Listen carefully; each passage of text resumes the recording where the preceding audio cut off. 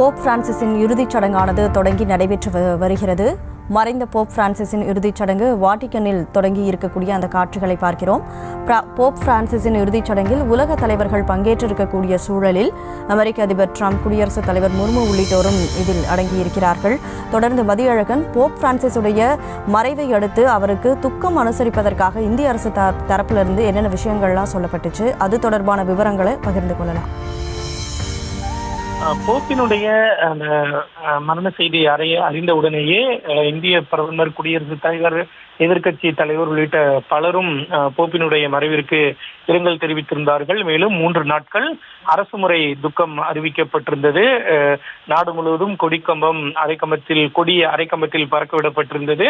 மேலும் அரசு நிகழ்ச்சிகள் ரத்து செய்யப்பட்டிருந்தன. அதே போல தமிழகத்திலும் தமிழக சட்டமன்றத்திலேயே முதலமைச்சர் மு.க. ஸ்டாலின் போப் பிரான்சிஸினுடைய மறைவிற்கு இரங்கல் தெரிவித்தார். மேலும் மௌன அஞ்சலி செலுத்தப்பட்டது. அதே போல தமிழகத்திலும் 3 நாள் துக்கம் அனுசரிக்கப்படும் என தெரிவிக்கப்பட்டிருந்தது. இந்தியாவினுடைய சார்பில் குடியரசுத் தலைவர் திரௌபதி முர்மு மற்றும் அமைச்சர்கள் உள்ளிட்ட குழுவானது சென்று போப்பினுடைய உடலுக்கு அஞ்சலி செலுத்தியது. அதே போல தமிழகத்திலிருந்து அமைச்சர் நாசர் மற்றும் எம்எல்ஏ இனிக்கோ இருதயராஜ் உள்ளிட்டோர் சென்று தமிழக அரசு சார்பில் தங்களது இறுதி அஞ்சலியை போப்புக்கு செலுத்தினர். இது மட்டுமில்லாமல் உலகம் முழுவதிலிருந்து லட்சக்கணக்கான கோடிக்கணக்கான மக்கள் வேட்டிக்கனில் உள்ள செயின்ட் பீட்டர்ஸ் சதுக்கத்தில் திரண்டு போப்பினுடைய உடலுக்கு கண்ணீர் மல்க அஞ்சலி செலுத்தினர். இந்த நிலையில்தான் தற்பொழுது போப்பினுடைய இறுதிச் சடங்கானது நடைபெற்று வருகிறது. போப்பினுடைய உடல் அஞ்சலிக்காக வைக்கப்பட்டு இருந்த பொழுது பிரான்ஸ் அதிபர், மெக்சிகோ அதிபர் உள்ளிட்ட பல்வேறு உலக தலைவர்கள் தொடர்ந்து வந்து அஞ்சலி செலுத்தினர். இந்த நிலையில் இன்றைய இறுதிச் சடங்கு தற்பொழுது பாரம்பரிய முறைப்படி நடைபெற்று வருகிறது. இந்த இறுதிச் சடங்கில் உலகம் முழுவதும் இருக்கக்கூடிய கிறிஸ்தவ பேராயர்கள் பங்கேற்று இந்த இறுதிச் சடங்கை நிகழ்த்தி வருகிறார்கள். அது மட்டுமில்லாமல் செயின்ட் பீட்டர்ஸ் சதுக்கத்தில் லட்சக்கணக்கான மக்கள் கூடியிருந்து கடைசியாக ஒருமுறை போப்பினுடைய முகத்தை பார்த்து அவருக்கு தங்களது பிரியாவிடையை அளிப்பதற்காக தற்பொழுது அவர்களும் காத்து கொண்டிருக்கிறார்கள். அது மட்டுமில்லாமல் அமெரிக்க அதிபர் டொனால்ட் ட்ரம்ப், இந்தியாவினுடைய குடியரசுத் தலைவர் திரௌபதி முர்மு மற்றும் இங்கிலாந்தினுடைய அரசர்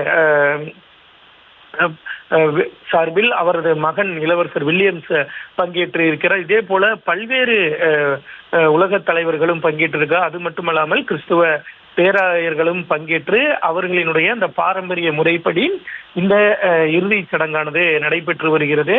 பொதுவாக போப் ஒருவர் மரணிக்கும் பட்சத்தில் அவரினுடைய உடலானது அந்த வேட்டிக்கன், அந்த செயின்ட் பீட்டர்ஸ்பர்க் சதுக்கத்திலேயே நல்லடக்கம் செய்யப்படும் என்று கூறப்பட்டு வந்த நிலையில் இந்த முறை இவரினுடைய விருப்பப்படி செயின்ட் பீட்டர்ஸ்பர்க் அந்த தேவாலயத்தில் இருந்து 4 கிலோமீட்டர் தொலைவில் இருக்கக்கூடிய மற்றொரு தேவாலயத்தில் அவரினுடைய உடலானது நல்லடக்கம் செய்யப்பட இருப்பதாக தெரிவிக்கப்பட்டிருக்கிறது.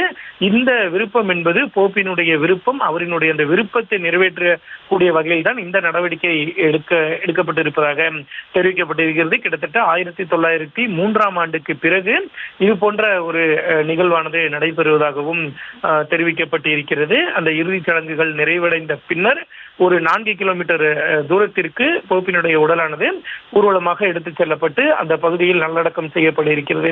அவ்வாறு கொண்டு செல்லப்படும் பொழுது போப்பினுடைய முகம் மக்களுக்கு தெரியக்கூடிய வகையில், அதாவது இறுதியாக ஒரு முறை அவரினுடைய முகத்தை காணக்கூடிய வகையில் அந்த பெட்டியினுடைய அமைப்பானது செய்யப்பட்டிருப்பதாகவும் தெரிவிக்கப்பட்டிருக்கிறது. தற்பொழுது இறுதிச் சடங்குகள் இந்திய நேரப்படி இன்று பிற்பகல் 1:30 மணிக்கு தொடங்கிய நிலையில் தற்பொழுது நடைபெற்று வருகிறது. இன்னும் அந்த பல்வேறு நடைமுறைகள் எல்லாம் பின்பற்றப்பட இருக்கின்றன. அந்த நடைமுறைகள் எல்லாம் முடிந்த பின்னர் தான் போப்பினுடைய உடலானது சிறிது தூரம், சுமார் 4 கிலோமீட்டர் தூரத்திற்கு ஊர்வலமாக கொண்டு செல்லப்பட்டு நல்லடக்கம் செய்யப்பட இருக்கிறது.